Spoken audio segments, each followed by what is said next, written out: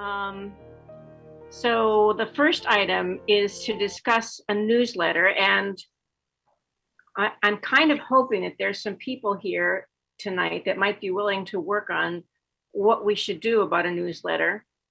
I think, Carol, I think you attached one of David's old newsletters to the agenda, so you can see what we used to do, which was essentially, scraping the screen. What the work of the council was and what the upcoming work will be. And that was useful, but maybe not as useful as we could make it. Do folks have some ideas about that? And what do we do about describing the work? Because it's really hard to be objective. How can any one of us be the writer, or who would be overseeing that to make sure that anything we were to write about the progress of an item would be objective? Yeah, that would be an interesting problem. Is there a way of describing the issue or whatever issues we might choose to discuss, which would be factual as opposed to slanted one way or the other? So I see some people raising their hands. Let me call you on you. Mark, you're first. I think, and we're informal, so I'll use first names. I think Deb makes a very good point here that it's unlike the mayor's newsletter. She's a singular individual, can express her views and does, which is her prerogative. I think it would be extremely hard for a body of this nature to put out anything more than little more than what David did, without running the risk of even framing the issue runs the risk that whomever is authoring it puts in his or her particular points of view. And I think it's really important that we think about this institutionally. It is not an issue of who the current leadership is. I think we have to really separate that out from how we do it. And I think it would be a mistake for us to do anything that would be even close to the line of being non-objective. So maybe a little more flesh to it than David had, but I just don't see a way around it. And again, I want to be really clear. It's an institutional issue, not an individual issue. Regardless of whom leadership is 5 years from now, you're setting precedents. And I think we want to be exceptionally careful there. One model might be something like Amy Sangiolo's.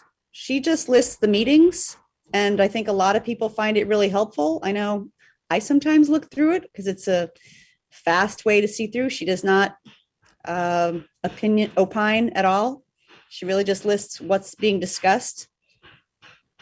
So Emily does not only the council, but all the other boards and commissions. Amy, yeah. Did I not say that? Sorry, I meant Amy. You said Emily, and no, I'm not going to take that. I'm not volunteering myself. God, I thought I had it all solved in a minute. So were you suggesting that we do the boards and commissions as well? I was just suggesting the objective approach that Amy does. Whether we wanted to add, I think the boards and commissions are super helpful.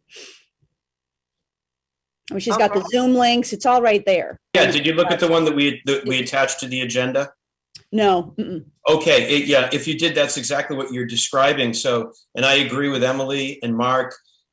If everybody looks at the one we used to put out, let's just put it out again. It lists every item with a link to the agenda. It's straightforward. There's no reason for anything else. You want to add boards and commissions. I don't know how many people be interested in that, but if you look at what we attached, it's great. Let's just start doing it again. That's my thought. I also agree that we do need to be objective, and I do admire Amy's newsletter. Actually, I think she does a good job.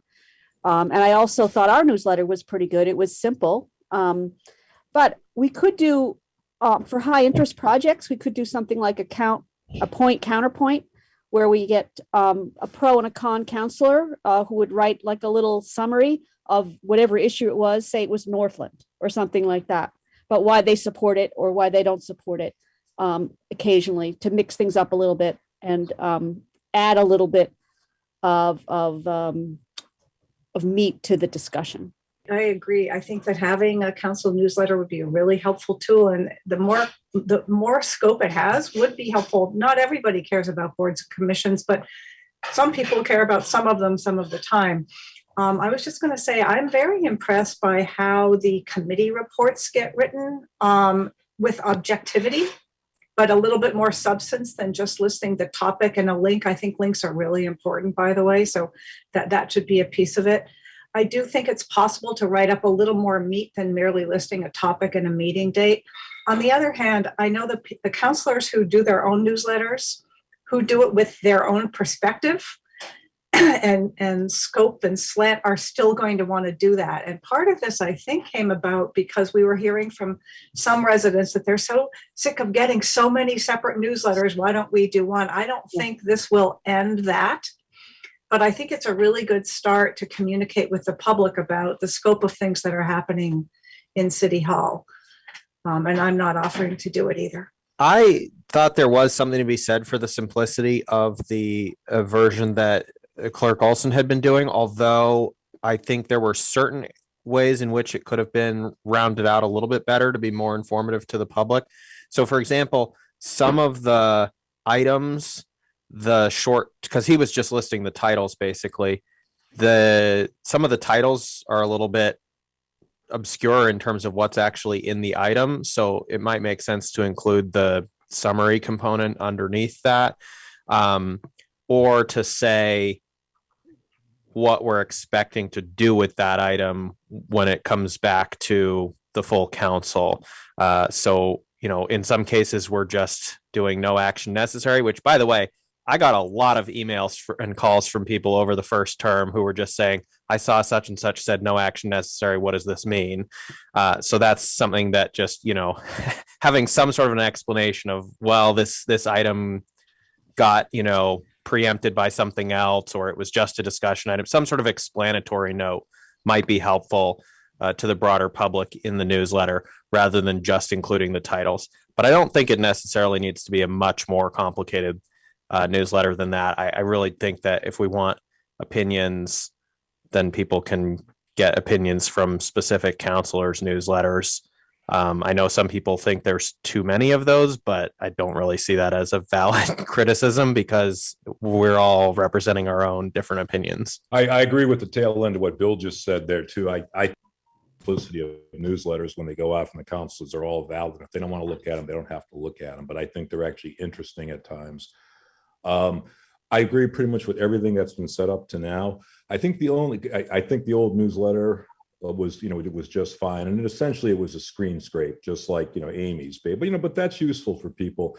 The one thing we might consider, and I really don't want to get us in a situation where we have where we open end a debate item. I don't know that we want to do that, but we might talk about some of the votes that we took kind of in hindsight and say, this was sort of what the discussion was about. This is what the merits of the discussion were, something like guns, that people had a lot of interest in, like, where do we wind up with guns, or even the Grace Tower, which, we spent, we got a lot of input on that.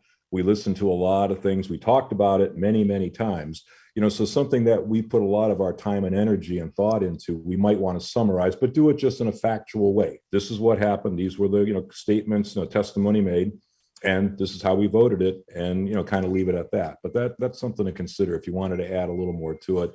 Having said that, I'm perfectly fine with just reinstituting what David used to do. I think that was useful. I have one question.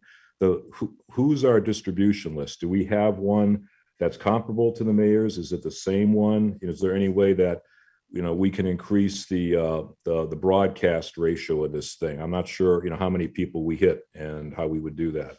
For all of us who respond to constituents, we could add a thing at the bottom of all of our emails.